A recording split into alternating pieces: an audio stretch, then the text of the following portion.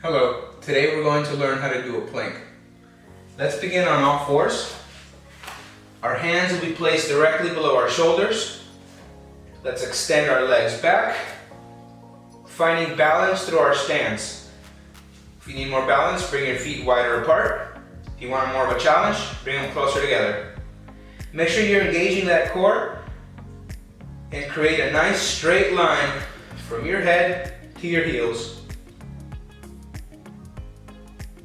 Once you're ready to exit this move, we can return to our knees with control. Let's try that one more time. Our hands directly below our shoulders, legs extend back, and we engage our core.